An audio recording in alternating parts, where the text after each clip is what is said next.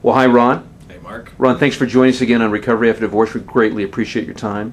Glad to be back. Those of you who've seen our broadcast earlier on YouTube or here on Recovery After Divorce, you know we've answered some questions before we got to this point in this interview. But just to tell the audience once again that, Ron, you are the founder and the president of SmartStepFamilies.com and the author of The Smart Step Family, 7 Steps to a Healthy Marriage, and The Smart Stepmom. And so, Ron, thanks again for joining us again. Here's our question for you today. What is the typical child's attitude about a parent's remarriage in the beginning of that relationship? Well, I think at worst, a child's attitude could be that they're against it, that they're just really hurt and offended by the marriage. That's at worst. Now, here's the good news. That's not most kids. That, I think, is a very rare response from a child. At best, a child is confused about a parent's remarriage. And here's what I mean by that.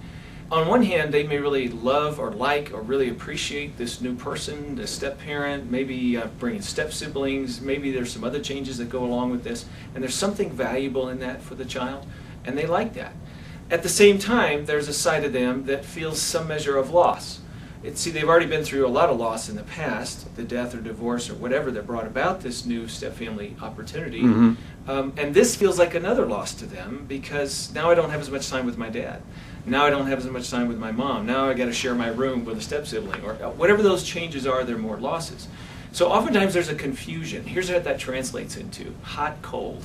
Oftentimes step-parents will report, boy, I get hot, cold from the step-kids. What's up with that? They love me, and then they don't want anything to do with me. Well, that represents the two sides of the child.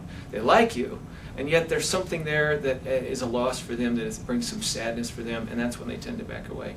So just to understand what that is, and over time, that will moderate as your relationship with them grows. That's a good word, Ron. Here's a second part to our question. I know we touched on it earlier, but loyalties and losses, as you actually just mentioned a moment ago, are 2 big issues for children and step-families. Tell us about what parents can do to help their children adjust in the front end or maybe in the middle part of their new family. In the books, The Smart Stepdad and The Smart Stepmom, I tell those step-parents, if you are a step-parent, you are a grief counselor.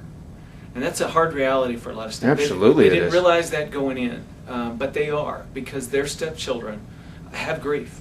They have sadness. There has been a significant, at least one major loss in their life, which means that you have to have some compassion for that loss. The loss doesn't go away just because it preceded you.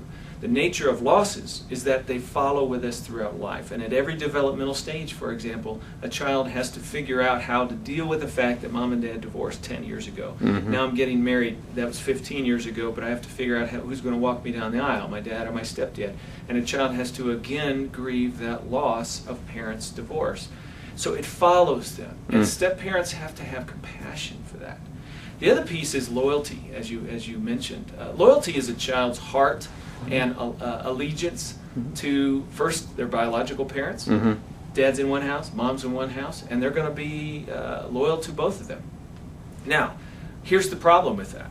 For a step-parent, let's say you're a stepdad, a child may like you but feel guilty about liking you because of their loyalty. Yes. And so they're a little worried. Dad's let me know he doesn't want me liking you, doesn't like the fact that I enjoy being with you, so I'm going to guard my emotions. I'm going to sort of like you and sort of not like you. And children have to constantly be gauging all the people. How do they make people happy? How do they measure that? And they're worried about it. Honestly, they feel guilty about it. And it does create some difficulty. What helps is a step-parent who understands, who has a lot of compassion and a grace for a kid who's stuck in the middle. That grace goes a long way to, paradoxically, inviting the child to actually feel safe with you and warm up to you. That's helpful for everybody. That's good. Ron, thank you so much for your time. Thank you. Appreciate it.